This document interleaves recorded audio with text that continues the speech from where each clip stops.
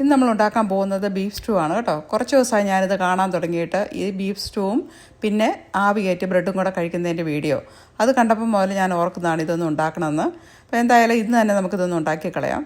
ആദ്യം തന്നെ പാൻ അടുപ്പത്ത് വെച്ചിട്ടുണ്ട്. അത് ചൂടായി വരുമ്പോഴത്തേനും നമുക്കിതിന് വേണ്ട ഉള്ളി, വെളുത്തുള്ളി, ഇഞ്ചി, പച്ചമുളക് ഇതെല്ലാം ഒന്ന് അരിഞ്ഞു വെക്കാം.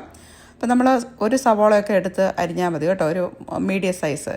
ഇപ്പോൾ പാൻ ചൂടായിട്ടുണ്ട്. അതിനകത്തേക്ക് വെളിച്ചെണ്ണ ഒഴിച്ചതിന് ശേഷം കറുവാപ്പട്ട, ഏലക്ക, ഗ്രാമ്പു, പിന്നെ സ്റ്റാർ അനീസ് ഇതെല്ലാം ചേർത്ത് ഒന്ന് ചൂടായി വരുമ്പോൾ അതിനകത്തേക്ക് അരിഞ്ഞു വെച്ചിരുന്ന വെളുത്തുള്ളി, ഇഞ്ചി, പച്ചമുളക് എല്ലാം ചേർത്തിട്ടുണ്ട്. ഇനി അത് വഴന്ന് വരുമ്പോൾ അതിനകത്തേക്ക് ബീഫ് ചേർത്തിട്ടുണ്ട്. പിന്നെ നമ്മൾ രണ്ടാം പാലും ചേർത്ത് കുറച്ച് കുരുമുളക് പൊടിയും ഉപ്പോടെ ചേർത്ത് അടച്ചു വെച്ച് വേവിക്കണം കേട്ടോ. ഇനി ഇത് വേവുന്ന സമയത്ത് നമുക്ക് ഇതിനകത്തേക്ക് വേണ്ട ഉരുളക്കിഴങ്ങും ക്യാരറ്റും കൂടെ നമുക്കൊന്ന് കട്ട് ചെയ്ത് വെക്കാം. ഒരു ക്യാരറ്റും ഒരു ഉരുളക്കിഴങ്ങും മതി കേട്ടോ ഇത്രയും ബീഫിന്. അപ്പം ബീഫ് പകുതി വെന്ത് കഴിയുമ്പോഴാണ് ഇത് നമ്മൾ ചേർത്തിരിക്കുന്നത്.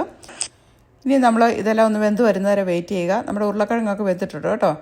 ഈ സമയത്ത് നമ്മൾ ഇതിനകത്തേക്ക് ഒന്നാം പാലോട് ചേർത്തിട്ടുണ്ട്. ഉപ്പ് ആവശ്യമാണെങ്കിൽ ഈ സമയത്ത് നമുക്ക് കുറച്ച് ഉപ്പ് ചേർക്കാം. ടേസ്റ്റൊക്കെ ഓക്കെയാണ്. ഇനി അവസാനം നമ്മൾ ഇതിനകത്തേക്ക് കുറച്ച് കാഷ്യൂനട്ട് ഉണ്ടല്ലോ, അത് കുതിർത്തതിന് ശേഷം അരച്ച് ചേർത്തിട്ടുണ്ട്. ഇത് ചേർക്കുമ്പോൾ ഇതിനകത്ത് നല്ലൊരു തിക്നെസ് വരും. പിന്നെ അവസാനം കുറച്ച് കുരുമുളകും പൊടിയും ഗരം മസാല പൊടിയും കൂടെ ചേർക്കുക.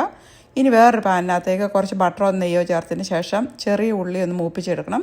പിന്നെ അതിനകത്തേക്ക് കുറച്ച് കാഷ്യൂനട്ടും റൈസിൻസ് ഉണ്ടല്ലോ അതുകൂടെ ചേർത്ത് കുറച്ച് കറിവേപ്പിലയും കൂടെ ചേർത്ത് അതൊന്ന് മൂത്ത് വരുമ്പോൾ നമ്മൾ ആ കറിക്കകത്തോട്ട് ചേർത്തിട്ടുണ്ട്.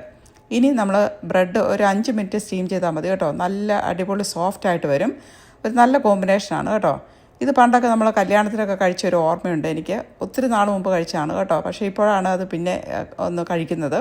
അപ്പോൾ ഇതെല്ലാം നമ്മൾ ഒന്ന് ട്രൈ ചെയ്യാൻ പോവുകയാണ്. നല്ല അടിപൊളി ടേസ്റ്റാണ് കേട്ടോ.